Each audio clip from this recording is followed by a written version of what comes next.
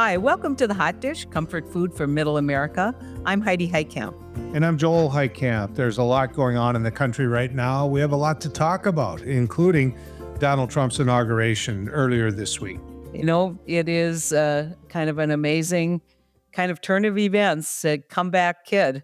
I don't think you can argue anything. This is a guy who probably after the insurrection, everybody thought was done. Well, that didn't happen. So, we're in for an interesting 4 years.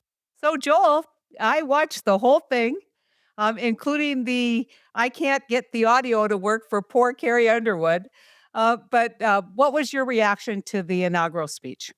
Well, I thought it was an opportunity for something historic, the type of thing that people use later on for, like JFK, like FDR, like one of those type speeches. And it wasn't. It actually was it was incredibly negative. It was I pretty just wanted, pedestrian. Pretty yeah, pedestrian. I wanted to grab him and say, you realize Joe Biden's right behind you, right? Yeah. Unlike you, he came.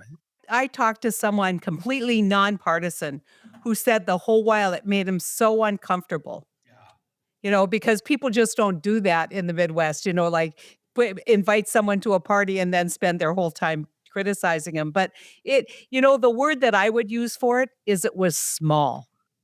Yeah, that's fair. Petty, vindictive. I mean, it really was. It was a chance for him to really. He spent the whole first half of his speech, which as a talk radio host, I can tell you the beginning matters. It defines it. People tune out. You can tease, but he spent the whole first half describing how bad the Biden administration was. Here's the note. The Biden administration is done. Yeah. I mean, Well, it's not only done. that, but they're handing you a pretty damn good economy. And then he went like, there's nothing good in America, which, maybe his listeners, what I thought was fascinating though, Joel, is that he gave that speech where the whole while I'm like eyes wide open, waiting for that moment. There was a little bit of that at the end, but to your point, the end doesn't count, right? Because you've already created an impression about the speech. And then he goes downstairs and says, this is the speech I really wanted to give. And it was even more negative. Yeah, I'll ask you a question in regards to what you thought the people around him. He surrounded himself with individuals that are going to jump up and holler and do whatever he wants them to do. I just thought it wasn't dignified. Well, it was flat. It was more than flat. I mean, when you're sitting there with Elon Musk hooting and hollering like a Class B basketball game, that isn't a presidential inaugural. And one other criticism I have, I went ice fishing this last weekend. It was 20 below in North Dakota, right? But you were out there. I was out there, by God. And, so it's 25 degrees and he's too big of a whip to go out. That was all about the crowd size in the mall. That's what that was about. He couldn't get people to it, so he didn't want people to see it. Well, and then, the flip side of that is that I talked to a congressional wife this morning, Republican, who said they were scrambling for 2 days trying to figure out what they were going to do with the people who spent money from their district to come and watch and had no place to go. Yeah. Well, I hope they were hockey fans, because when the Clintons came into the rotunda, the whole hockey arena where the fans, the people she just described did nothing but boo. Again, not an inaugural. It's a new chapter, a new day in America. And so not a lot of sympathy from me. The one thing I will guarantee you, he won't return the money.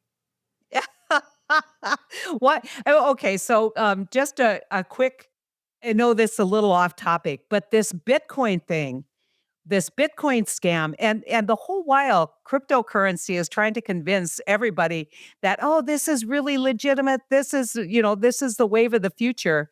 And then there's billions of dollars in a day coming to Trump because he launched a Bitcoin. He's a grifter. I mean, my God. And we're back at it. And I just look at it and say, okay, I think that there should be, don't say he has to return it, but there should be transparency on who's buying those coins. Well, by last night already, he was selling inaugural watches. Did you see that? I No, know. I'm serious. He was selling For inaugural himself watches. or for the inaugural committee or for who? Oh, I don't know. For idiots, the idiots that bought him. It's just who he is. The people knew who he was when they voted for him. Yeah. That rewriting of history, 36% of the youth vote more than what she got. I mean, it's whether or not you believe lies. Yeah. That's what it is. We're gonna have a lot of time to analyze this, but I want you to think about this for our next conversation, which is, he is the right-wing populist, right? The Joe, average Joe on the street, but who was there? The oligarchs of America. And so is this a turn to a business, more business perspective, or is the Trump administration still going to be consistent with left wing populism? That's a real big question in my mind. Well, but here, Heidi, here's what he doesn't have to worry about, right? He pardoned right away a whole bunch of people that beat up law enforcement. One of those individuals was drugged from the Capitol onto the steps of the Capitol and pounded with an American flag. And Donald Trump pardoned the individuals that did that to him yesterday. And I'll guarantee you this: the police union today loves Donald Trump. Yeah. So if we're asking, hey, is this something that the populists are going to, kind of realize is a shell game? Nope. Nope. Well, Nope. Nope. we're going to have tons to talk about, but an interesting day. You and I didn't have very divergent opinions about what happened yesterday. So, No. but all I could say is poor Carrie Underwood. She managed Oh, it pretty well. it isn't that for Carrie Underwood. She's going to sell less records and get less Oh, I invites. don't know. I Oh, I I do don't know. know. I Anyway, do let's know. talk about Uh, that later. yeah. So, Joel, I've been watching the confirmation hearings, and I have yet to see someone I don't think's going to get confirmed. I think the Republican Party is gonna fall in line, and basically, the smart thing here, and I have to give props to John Thune, because clearly this president elect wanted the Senate to do recessed appointments. And I think he pushed back pretty strongly. I think had they taken all this to recess appointments, they would have missed an opportunity to look like they were willing to stand up for the agenda. They dodged millions of questions. I mean, they weren't going to answer them. They were just going to punch and pivot. They were all well trained and pretty well prepped. And so, but I think the Democrats may have missed the mark a little bit by not heading to an agenda and looking forward. Lots of discussion about character flaws, lots of discussion about past statements, whether it was misogynistic, and I get it. Those were pretty horrible. But I'm not sure, given who the people voted to return to the presidency, that's a winning message going forward. Well, the tell for me was Senator instead of Iowa. Here's a woman that served this country in uniform. Here's a woman that openly discussed, what happened to her sexually, and when she decided and came out in favor of Pete Hegseth, then the gig was up. Then you knew that the Republicans were going to walk lockstep with whatever Donald Trump wanted, whatever he wanted them to do, and of course, he had to do was threaten the primary, and it worked in Iowa. There's no question about that. Yeah, and the other shot across the bow from the Trump administration to Congress was the removal of Congressman Rogers from the House Intel Committee. Rogers has been, openly uh, uh, clear that Russia is trying to basically interfere with our elections. He has basically been straight up telling you what the intel that he looks at is looking at. And that's not a popular message with the president elect and now sworn in president. So, Joel, I think Mike Johnson payback is hell. And he got his job because of Trump. And Trump's now doing his job, near as I can tell. Well, to the winner go the spoils, and clearly that's happening for Donald Trump. He won, and he's getting what he wants. In the end, these nominees are going to be judged by what they do. You know, Right. he they're going to be judged by how they do their job. They're going to be watched. They're going to be, I think Hegseth is going to be one of the perfect examples. Your former colleague Rubio is going to be, he's qualified. You know what he's going to do. I mean, the man, I'd vote for him, no question. Hegseth, I would. And so we'll find out whether or not I was wrong. But I would add this, that when it comes to Donald Trump in the end, what's going to end up happening, Heidi, that determines, this second Grover Cleveland administration is going to be whether or not the economy works. And if the tariffs work, if this one country project focuses on the middle of this country, it focuses rural, and I don't see tariffs helping us. If they do, then by God, I'm wrong. And Donald Trump will be deemed a success. If they don't, I think you'll find excuses being given out on why they don't. But the truth is, maybe the middle of this country kind of gets a feel for what's happening. Well, I mean, so how long? I mean, that's the question. How long can we expect before our coffee prices go down and our eggs prices go down? I mean, when's all that going to happen? When are we going to see lower insurance rates for homeowners? Don't think that's going to happen anytime soon after the California fires and the increased claims. And let's just admit it, because of whether you want to say weather patterns, extreme weather, or whether you want to say climate change. We are experiencing more and more of the cost of extreme weather, and that's being borne by the insurance industry. And so, these are benchmarks that the Democratic Party should be laying down right now, and basically saying, okay, when can we expect these problems to be solved? Well, and that's part of the questioning that should have happened during the confirmations. I'm sorry, but focusing on a man's infidelity isn't going to get you very far, because there's a lot of people in this country that misbehave. So we might disagree on that, but for me personally, in the end, I would have called out and asked these individuals exactly how they were going to accomplish what Donald Trump promised, Heidi. Yeah. Well, the thing is, it was really about oath. When somebody comes in and says, "My word is my bond," well, you kind of open up yourself for that line of questioning. But at the end of the day, if the American public found it disqualifying to cheat on your wife, they just elected a guy who, clearly cheated on his wife many, many times, and I was adjudicated to have done so. So I don't think that for the majority of Americans who vote in this country, that was disqualifying. No, and that's my point.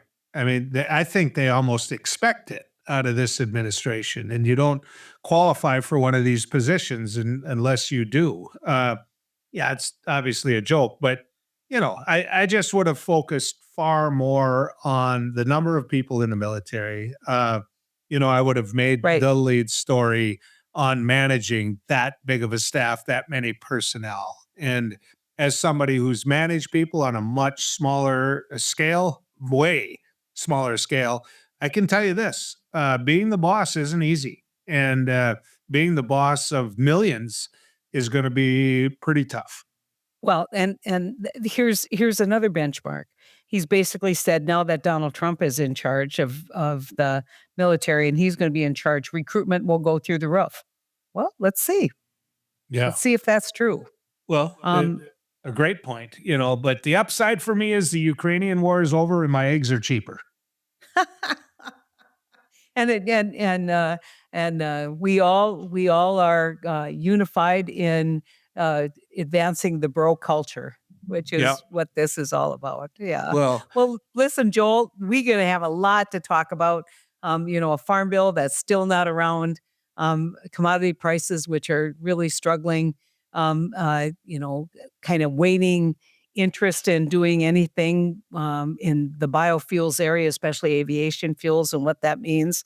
What's going to happen with the IRA, the Inflation Reduction Act, which they've promised to repeal, what this means for student loan debt. I mean, there's going to be a lot of people who have expectations, and deportations who have expectations of what's going to happen, and things are going to change. That's one thing for sure. And so we'll see if people like the change. yep. And we'll find out whether the media does its job, or whether people just believe what they read on Facebook. That's going to be the key.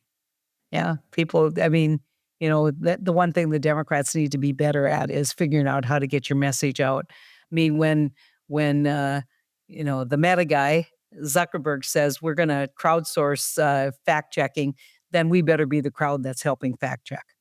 Well, I do. Go to my Facebook page, go to my X account. You'll They see how really I love stir it up. you. They Oh, love you some there. do, some don't. You know, what's sad is that most of the people that don't like me seem to be relatives. No, I'm kidding. Joel, we keep focusing here at One Country in the Hot Dish on what's happening in rural America. And I had an opportunity to speak with Sarah Godlewski, our board member, a wonderful, wonderful public official.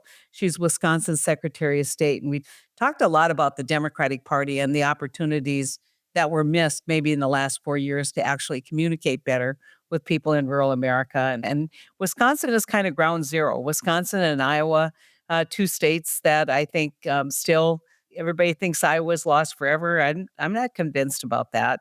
But I definitely think that we can't develop a unified American message if we aren't figuring out how to talk to rural America. Man, Sarah is something else. Know who else is great? Anderson Clayton. She's the chair of the North Carolina Democratic Party, the youngest in the country at 25 years old. She and One Country, a board member, JD Scholten, they're pals, they're buddies. And they recently had a conversation about young folks in rural and small town America. You know what? I think you're going to like this.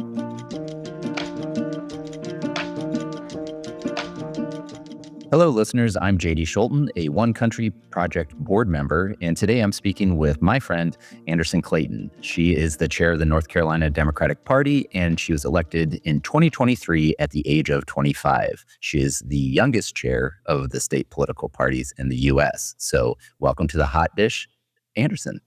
Happy to be here, JD. Thanks for having me. I think for the listeners, I want to get them up to speed on our relationship. So bring it back to 2020. I'm running for, or I guess 2019. The 2020 caucus is in Iowa. And I got a message from organizers saying, hey, can we talk? I believe that's how it started. I don't know. But do you want to talk about how we've initially got connected? Honestly, I think I started off as just a fan of JD Scholten and the campaign that you ran for Congress originally, and then also now in the state legislature. I think that the way that you talk about rural policy and the way that you met people where they were on the campaign trail in Iowa, you were always somebody that I think that a lot of I should backtrack, I guess. When you're a rural organizer, there's only but so many of us. And so it is very easy to find the other people throughout the country that are engaging in rural organizing, that are talking about these issues. And I think that I discovered you first through Twitter, which is now X, unfortunately, in that sense too. But I think that's where that relationship first really began. And then I was in the caucuses in 2019, obviously, as an organizer. And I just got to see how much you put into the ground game. And so I think I started off as a fan, and now I get to sort of be a colleague, which is cool in every capacity for me at this moment in time.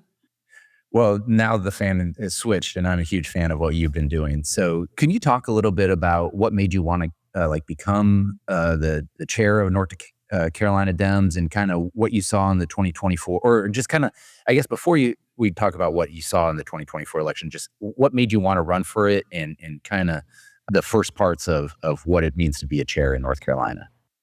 I ran for state party chair, I think, in an unconventional way, and it has been the wildest ride of my life for the last 2 years, and one of the best. And I think that we came in really building an infrastructure, trying to build a grassroots infrastructure in North Carolina. And I ran a campaign for state party chair around listening to the grassroots, bringing in the bottom voices that never really get to have a say in what happens in politics, which are our county party chairs, our precinct chairs, our volunteers, and building up a year-round organizing program that really emphasizes local elections and municipal elections. And so when I got elected in 2023, North Carolina Dems were able to have big wins across the state that included flipping whole city councils and also mayor's offices in not just urban communities, but also rural North Carolina. And it became a place where we were able to see, when you build from the bottom up, you always have a better response and a better reaction from your people in their communities that have been affected by policy at the local level, which we all know impacts them the most. And so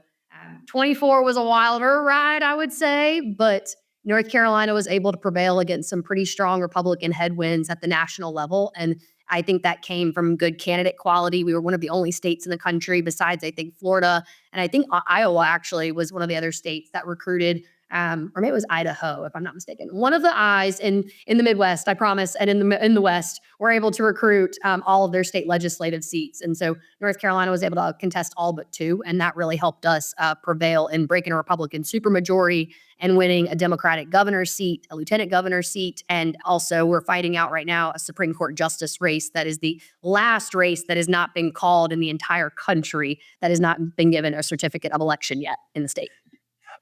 First of all, offended because it's not Iowa. That's all right. Second, do you want to talk about that race a little bit? Because I think that's on a lot of people's minds right now. I think it should be. You know, we are genuinely looking at Republicans are trying to steal an election in our state. And when you say it out loud, it kind of sounds crazy and you can't really believe we're in that universe, but we should be able to believe that we're in this universe because of what happened with Donald Trump in 2020. And really where this originated from, it starts with his election in 2020. And it starts with the folks like Cleta Mitchell at the national level building up an apparatus from Republican election deniers that wanted to figure out ways to challenge election results across this country. And they built the Election Integrity Network that ended up having a chapter in North Carolina that when they were trying to come up with how do we, establish and how do we look at challenging election results, what are some of the ways that we can do that in?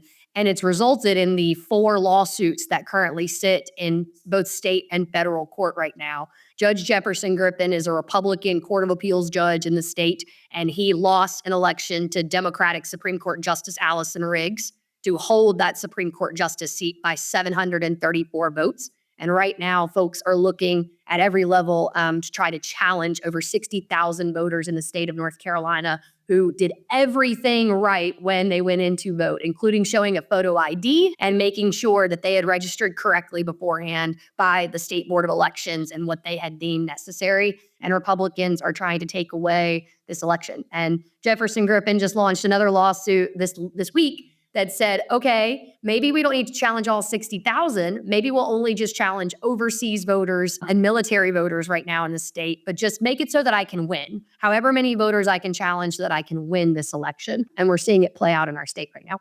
That's awful. Let's transition to something more hopeful. So 2024 was not the greatest year for politics, so I guess we'll ease into the hopefulness. What did you learn as a state chair and just overall about just the elections in 2024? I think I learned that candidate quality is one of the most important things that we don't necessarily consider all the time, especially when it comes for every race on the ballot. Because what we saw in North Carolina and what I just described, that Supreme Court race is down to 734 votes.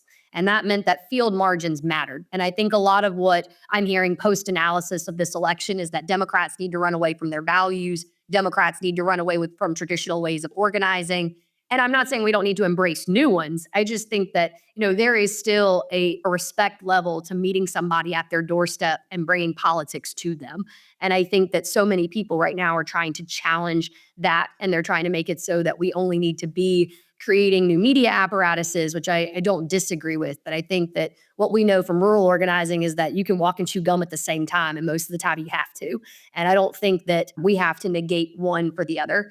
But I also learned that Democrats, our message and our branding and our party, right, is something that it's not just rural North Carolina right now and rural America that is not buying into it.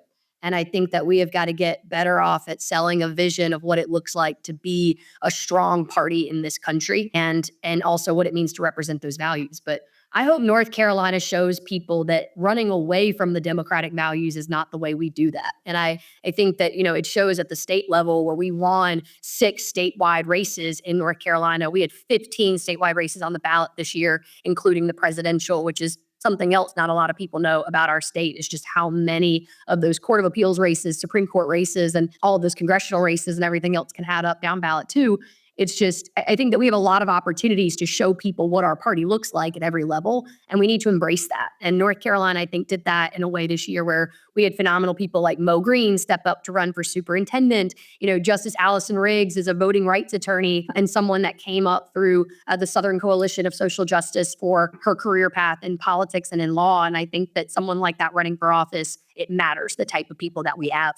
I love what you had to say about not running away from our values, because it's especially when I ran for Congress in a very conservative area, and people would say, oh, if you were more this or if you're more that. And like at the end of the day, I ran as who I am, and win or lose like that. I'm comfortable with my race because I did that. And so I appreciate your words on that. One of the struggles I think in the Democratic Party is, I guess when I was young, when I was your age, there was like, it was cool to be a Democrat.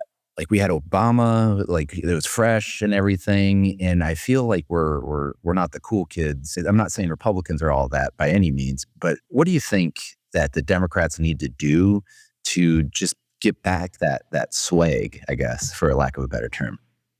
I think that we need to embrace more people than just like the typical messengers of our party, which that is something we have so many Democrats at the local level in North Carolina that are just phenomenal. And we're going to try this year to make sure that we uplift those voices on the ground. People like Wailing White, who is one of our rural out there in Hertford County in Ahoskie, North Carolina, the mayor. He's 32, a young Black man who has come up, like he's from rural North Carolina, went back there. And I just think like those stories telling more of like how good Democrats are doing good work in their communities is something that we embrace more, because I don't necessarily know it's about swagger. I think it's about like whether or not, and I like your messaging on that, JD. I get it. But I'm like, I think it's about just whether or not people feel like Democrats care about them, and whether or not our party cares about people overall in this country. And that's something where I just don't feel like we can run from that anymore either. Yeah, I think you said it way better than what I did. I mean, at the end of the day, I don't care to be cool. I want to win elections, and I want to get past things here at the I'm currently at the Iowa Capitol, and I want to pass things that help my constituents and Iowans at the end of the day, rather than trying to be cool or anything. That's why you're a better messenger than I am, Anderson. What I guess before we get into the hope, which I'll end with, but like, what is something that you're worried about? Obviously, election denial is probably one of those, but what are other things that kind of is worrisome that you see as a chair of a state party?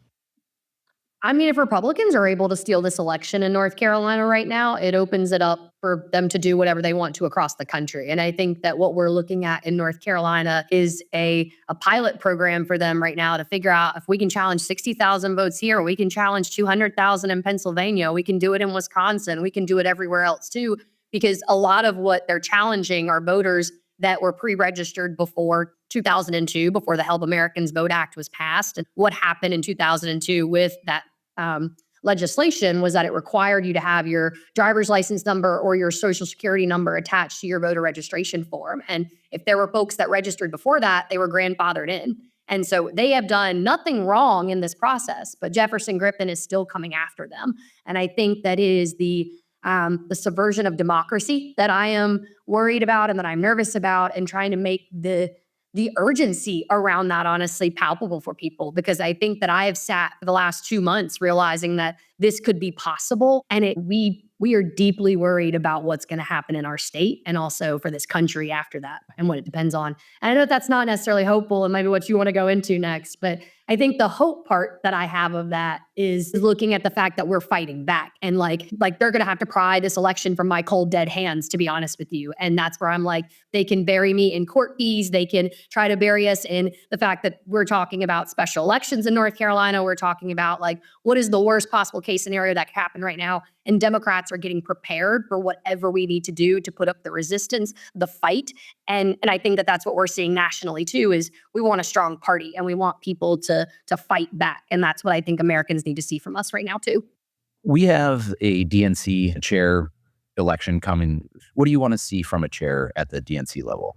I'm going to disclose it right now, though. I've already endorsed Ben Wickler in this election for the DNC chair race, because I think that he has done truly a phenomenal job of resourcing the state party infrastructure, which I think has been one of the least resourced and least utilized units of power building in our party right now. A lot of times we are looking at candidate campaigns to build in mass. And I'm like, no, we need a year-round infrastructure that can do that, where candidates feed into it and we are all working as a team and a unit. And I really see that in his vision. But I also think that anybody that wins this election needs to be committed to resourcing state parties, paying state party chairs full time, because young people and working people don't end up in these positions otherwise. And it was a fight for me to get here and to do this. And I think that after the election results in North Carolina this year, people should want more young people and more and not just young people, but folks that have been in the work, that have been organizers, that have been practitioners, and not just politicians, right, leading our party right now. And I think that when you bring that energy into it, we're going to see a new type of party.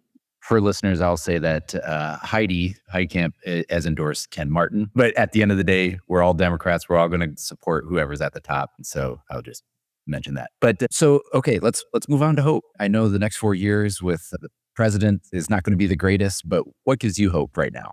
The ability to be able to fight. Like I said earlier, I think that Democrats have so much left to prove about being a party of service. And Democrats have a lot of policies that are still going to be enacted over the next 2 and 4 years and 6 years from Joe Biden's administration that we have to continuously be talking about and telling folks where that came from. Folks have got short memories. And that is why I think an aggressive strategy of making sure that we do have a communications platform that enables us to be able to get a message out to our own party, our own base of people, so that they can be spreading the message in their communities about what we're doing organically and creating an organizing program that backs that up with helping and reaching out to people in communities about what services do we provide. Western North Carolina right now is still suffering from Hurricane Helene damage in major ways. And, we're seeing videos of folks when we had huge snow come through, huge for the mountains of North Carolina, at least in that sense, maybe not for the Midwest, where you are right now, JD, but we had snow come through and a snowstorm and folks were lacking propane to heat their homes with. And,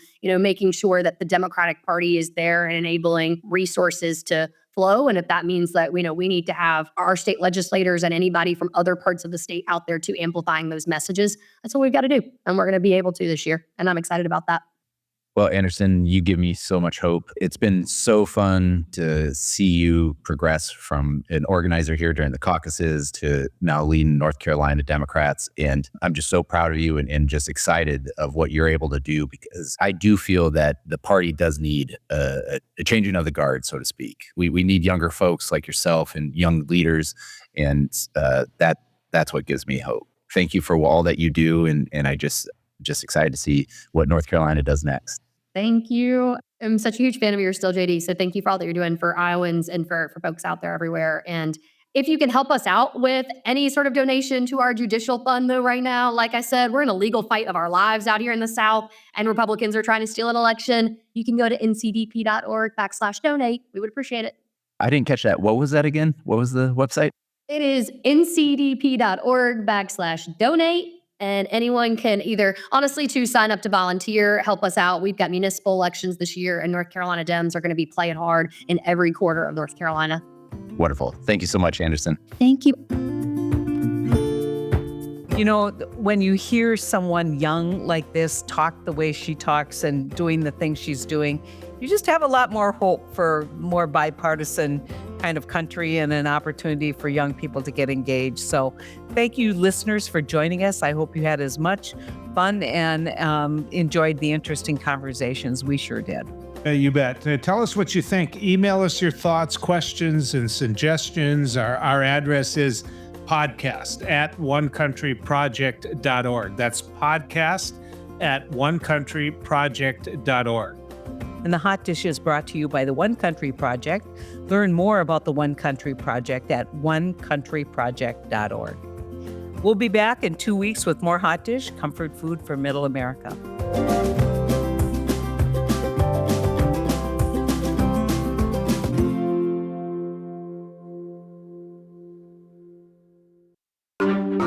Hot Topic.